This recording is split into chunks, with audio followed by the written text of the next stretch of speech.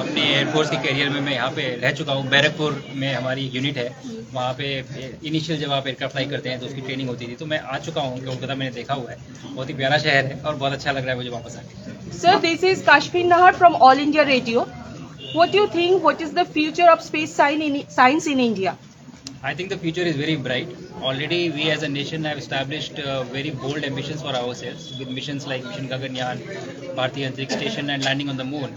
And there is a lot of excitement in this particular domain that I can see personally. And I do feel that it is going to be a very exciting field in the next 10 to 20 years to see it evolving at such a rapid pace that I am witnessing right now.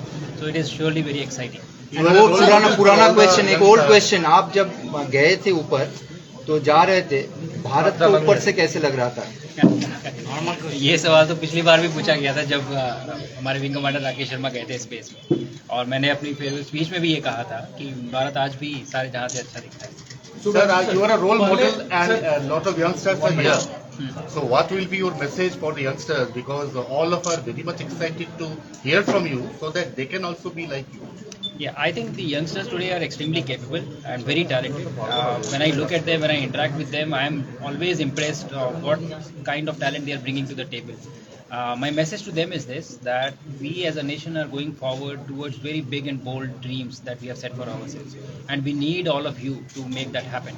So you have to own accountability and responsibility that it is your job, it is my job to take India from here to being a Viksit Bharat by 2047. महाकाश youngster में जो भी पहले रुचि रखते थे या आज भी रुचि रखते हैं स्पेस साइंस में, एस्ट्रोनॉट्स में, उनके लिए पहले देखा जाता था कि राकेश शर्मा, अपने देश से बात करें कल्पना चावला जी, अभी हाल में सुनीता विलियम्स, जब से आपने टारगेट मैंने अचीव किया है सर, इसके बाद से आप रोल मॉडल बन गए हैं। उनको इसमें बहुत दिलचस्पी है और काफ़ी तादाद में देखा जा रहा है कि लोग इसमें मैंने अपना लाइफ भी बनाना चाहते हैं आने वाले समय में। क्या मैसेज देंगे और इन चीज़ों का ध्यान रखने से ये हम अचीव कर सकते हैं? मुझे लगता है कि ये एक पूरे देश का अचीवमेंट है कि हम 41 साल बाद वापस से अंतरिक्ष में पहुँचे हैं। और मेरा मैसेज बहुत ही क्लियर है बच्चों को, जहाँ भी मैं बात करता हूँ, जैसा कि मैंने अभी बताया कि टैलेंट की कोई कमी नहीं है और बच्चों को फोकस रहना है, उनको हार्डवर्क करना है। चेंज क्या है लास्ट टाइम जब फ्लाइट हुई थी कमांडर राकेश शर्मा की और आज में, कि एस्ट्रोनॉट जैसा प्रोफेशन हमारे देश में था नहीं, कि हमें फ्लाई करने के लिए बाहर जाना पड़ा था लास्ट टाइम। इस बार भी अभी पहली फ्लाइट जो हुई है ये हमारी यूएस से हुई है, लेकिन ये एक स्टेपिंग स्टोन है हमारे खुद के मिशन गगनयान की तरफ, जो कि हम अभी अचीव करना चाह रहे हैं, जल्दी कुछ सालों में हम करेंगे। और तो बच्चे सोच भी सकते हैं और एस्ट्रोनॉट बन भी सकते हैं। तो आई थिंक आने वाले समय में ये बहुत ही थ्राइविंग इकोसिस्टम होगा। बहुत सारे लोग स्पेस में जा रहे होंगे और उससे भी कई ज़्यादा लोग इसको इनेबल कर रहे होंगे, कि जो लोग जा रहे हैं उन्हें हम वापस सेफली लेके आ रहे हैं, उसको इनेबल करने के लिए बहुत बड़ी टीम लगती है। तो मुझे लगता है कि ये बहुत ही एक्साइटिंग है और बच्चे फोकस्ड रहें, क्यूरियस रहें, पढ़ाई करें मन लगा के। मुझे लगता है पॉसिबिलिटीज आर एंडलेस।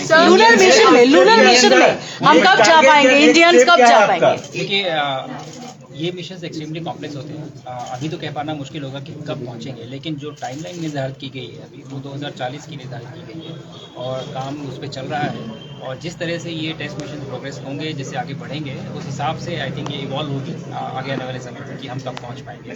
बट ये जरूर कह सकता हूँ पहुंचेंगे जरूर।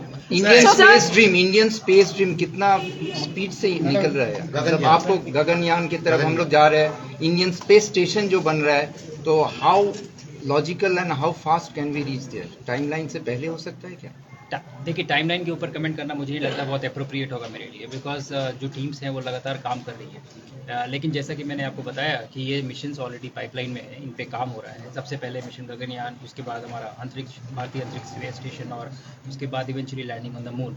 और ये सिंपल मिशंस नहीं है, ये एक्सट्रीमली कॉम्प्लेक्स और चैलेंजिंग मिशंस होते हैं और आपको बहुत सारे एस्पेक्ट्स देखने पड़ते हैं इन चीज़ों में।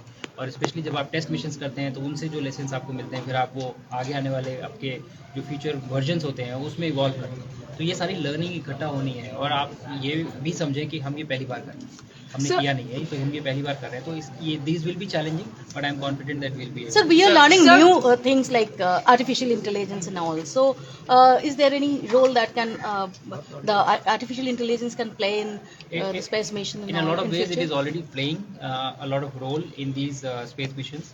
These are technologies of today and tomorrow, and so there is a conscious effort to involve these technologies or absorb them in the design that we are going to make.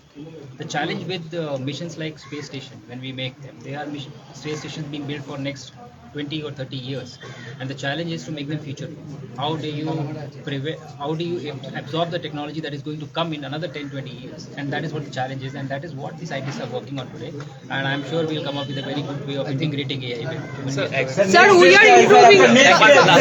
Last question, please. Sir, next step आपका क्या है? Next target आपका क्या है?